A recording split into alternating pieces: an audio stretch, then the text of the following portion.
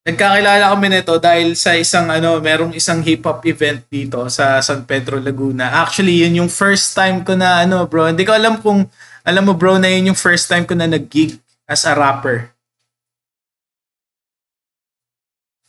Talaga ba? Oo, yun. First time. Kasi dati nga sa banda talaga ako. Yun yung first time ko nag-gig as a rapper. Ayun. So, bro, ngayon mo lang din, putulin kita. Ngayon mo lang din na malalaman na yun din yung first time namin actually. grabe. First time din namin yun.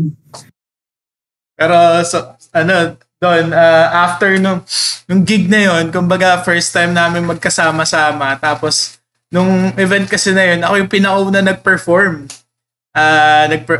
Tapos, after ko mag-perform, parang kinausap nila ako na, di ko alam, parang si Sak ata nag-approach sa akin na nasabi, ano ka rin pala, Christian rapper ka din. Tapos yun, nagpakilala nga kayo na Christian rapper nga kayo, no? Tapos sabi, uy, solid. Tapos yan, kumbaga, parang yung start nun, talaga instant na nag-click talaga kami agad nung mga kapatid ko na to. And then bumuo kami ng group. Which is tinawag namin na Alikabok. No? At yun, nakabuo kami ng mga ilang kanta na rap siya, hip-hop. Parang sa iba nga bro, I'm not sure, parang ang tawag ata doon sa music natin, parang drill. Di ako familiar pero parang yung iba parang daw yung tunog natin Drill trap. I'm not sure. Trap siya. Trap, actually, yeah. Trap. Oh, lalo yung una, trap siya.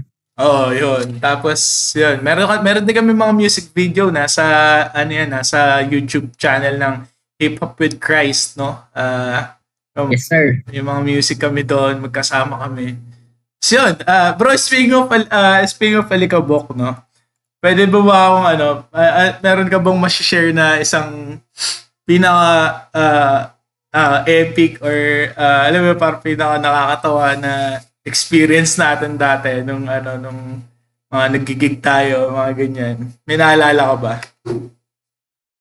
O dami, brother. Kulang ang isang oras para i-share sa mga listeners at manonood natin yung mga masasaya at nakakatuwang experience doon, no? Pero let me share this yung pinaka tumatakay, no? Simula nung nagkaroon tayo ng grupo. For me, syempre unang-una kung paano tayo nabuo, no?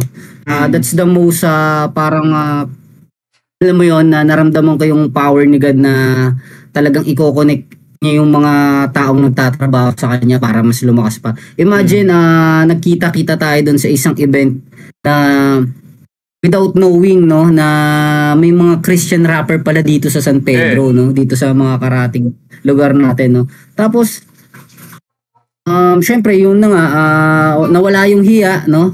Kasi nakakatuwa na may pala ako, parang may kapares pala ako ng balahibo rito, may katribo pala ako. Dun sa, alam mo yung scene na sobrang hip-hop talaga, balagbagan, lalo yung mga batang hip-hop, di ba, mga batang rapper, balagbagan sila. Pero may mga asin at ilaw pala na nandun, no? Yeah. Na may nag-work in silent mode. And para sa akin, yun yung unang-una, no? Nung nagkakilala tayo nila Sak at nila G-Vibes and you, my brother. And pangalawa, ang for me, yung pinaka-challenging naman, no, sa mga naging gig natin is nung bumaba tayo sa bike wars, kung naaalala mo sa Malate. Yeah. Kasi talaga, wow. Talagang yung hip-hop, yung talaga, yung surroundings talaga, yung atmosphere talaga. Talagang gangsta talaga, purong hip-hop talaga, no? Not to brag, but yung kung naalala mo yung mga kasama natin doon is may Kosa, One Tags, no? Buhay pa si Innocent One noon. Tapos bumaba din yung ano bang grupo to, yung mga bata, Outside Mafia ata yun. Outside Mafia bumaba rin. So talagang puro hip-hop talaga, purong hip-hop. Tapos Bahala na Gang, andun din sila. Death Threat, nandun din. Vista Blaze, nandun din. No? So, for me, yung gig na yon yung pinaka-challenging sa akin. Kasi why?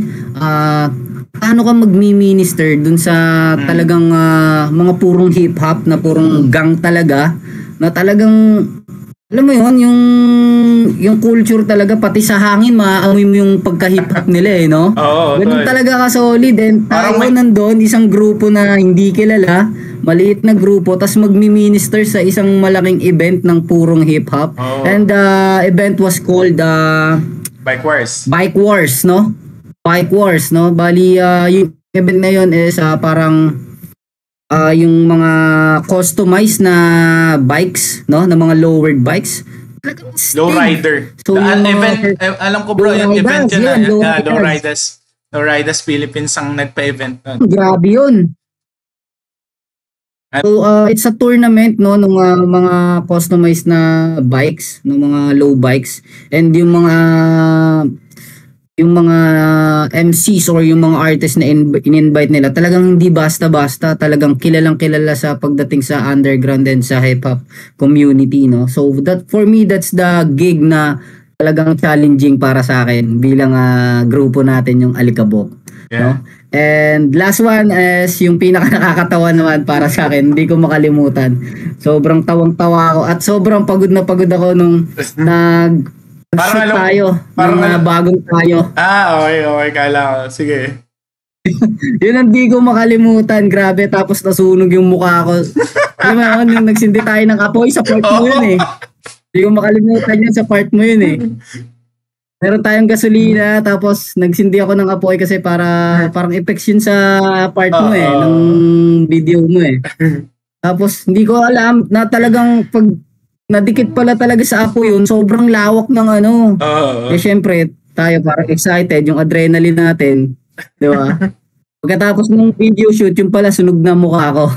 Buti nga, so those are the things, no? Buti hindi ka masyadong, naman, no, Hindi ko masyado nadilaan nung apoy nun, no? Yun nga, brother, eh. Kung di, siguro talagang patikilay ko, pilik mata. Pero nangamoy talaga yung nun, no, bro? Nangamoy talaga. Oo, man. Grabe yun. Tapos, after nung shoot, ramdam ko na ang hapdi na ng kabilang side ng mukha ko, eh. Sabi ko, eto na yun. Ako naman, tol. Humagip sa akin yung apoy.